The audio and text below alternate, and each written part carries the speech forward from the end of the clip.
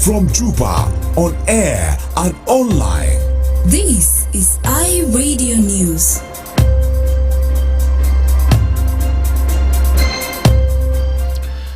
Hello, good morning. This is iRadio News. First, here are the headlines. The special court in Juba is expected to resume proceedings today in the high-profile Nasir incident trial involving suspended first Vice President Dr. Riek Machar and several co-accused. The Chief of Defense Forces of the South Sudan People's Defense Forces has ordered the Jonglei-based Red Belt vigilante group to join the National Army. And elsewhere, Mali has announced that U.S. nationals visiting the West African country will be required to post a bond of up to $10,000 for business and tourist visas in response to a similar requirement the Trump administration has imposed on its citizens. This is stories and more coming to you in this news bulletin with me, Lasuba Memo, and now the news in detail. The special court in Juba is expected to resume proceedings today in the high-profile Nasir incident trial involving suspended first Vice President Dr. Riek Machar and several co-accused.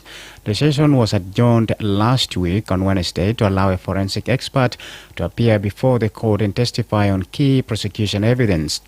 So far, the court has admitted crucial documents, including an autopsy report and death certificates for more than 250 soldiers allegedly killed in the incident.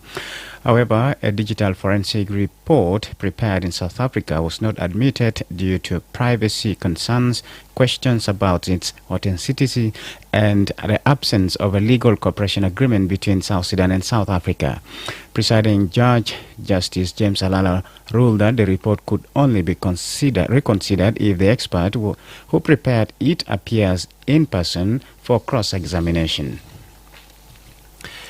The Chief of Defense Forces of the South Sudan People's Defense Forces has ordered the Jonglei-based Red Belt vigilante group to join the National Army. Red Belt, a controversial vigilante group operating in Bor Town, has recently been accused of a deadly attack on security forces in the state capital that left several people dead, according to the state officials. Several Jonglei officials, including Bor County Commissioner Samuel Ateng-Pech, had described the Red Belt as an anti-government force. The group, however, denied these accusations in public statements, saying it operates as a community protection force against cattle raids and inter-communal attacks. It is not clear why military leadership has decided to integrate the group into the SSPDF. Army spokesperson Major General Lurai Kong said a recorded statement yesterday that members of Red Belt have been ordered to report to the army base in Malonchad, Bor Town. He said those who refuse will face forceful disarmament. In a separate order, the army gave youth in Warab State 21 days to hand over weapons or face forceful disarmament. The SSPDF also directed members of the opposition group SPLA-IO to report to barracks to prepare for the second phase of training for the unified forces.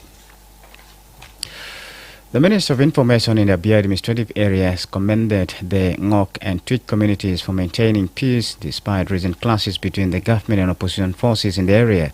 Minister Johanna Akol's remarks followed deadly clashes between members of the SPLA-IO and SSPDF, both deployed as part of the VIP protection forces in the area. The fighting reportedly left 15 soldiers dead and displaced dozens of families. Earlier this year, in April, youth from Twitch in Warab State and Ngok Dink of Abia signed a peace agreement aimed at ending repeated conflicts between the two communities. The peace dialogue held from 9th to 14th of April in Wau, Western Bahr el Ghazal State, was organized by the Ministry of Peace Building in collaboration with UNMISS, UNISFA, and supported by humanitarian partners. As part of the deal, a joint committee was formed with representatives from both sides to monitor the cessation of hostilities, investigate violations, and report to the relevant authorities and local leaders. The two groups also denounced hate speech and online propaganda targeting each other. Minister Cole commended both communities for their commitment to peace, saying the recent fighting among VIP protection forces did not disrupt movement between the regions. The minister spoke to iRadio from Abia over the weekend. This is iRadio Morning News, and now to the international scene. Mali has announced that U.S. nationals visiting the West African country will be required to post a bond of up to $10,000 for business and tourist visas in response to a similar requirement the Trump administration has imposed on its citizens. The U.S. Embassy in Mali said on Friday the fee had been introduced to reinforce Washington's commitment to protecting America's borders and safeguarding U.S. national security. Mali's foreign ministry said on Sunday the bond had been imposed unilaterally and it had decided to establish an identical visa program for U.S. citizens. The visa policy shift comes despite moves to improve diplomatic relations between the two countries. Finally, the handover of 48 Israeli hostages, 20 of whom are believed to be alive, is expected to begin in Gaza today. The hostages will be handed to the Red Cross, who will transfer them to the Israeli military. Red Cross vehicles have been seen in Gaza and Israeli helicopters are waiting just outside the Strip. Hamas, which has held the hostages since its attack on October 7, 2023, has released a list of those being freed. This is our Radio Morning News, and to end this bulletin, here's a recap of the headlines.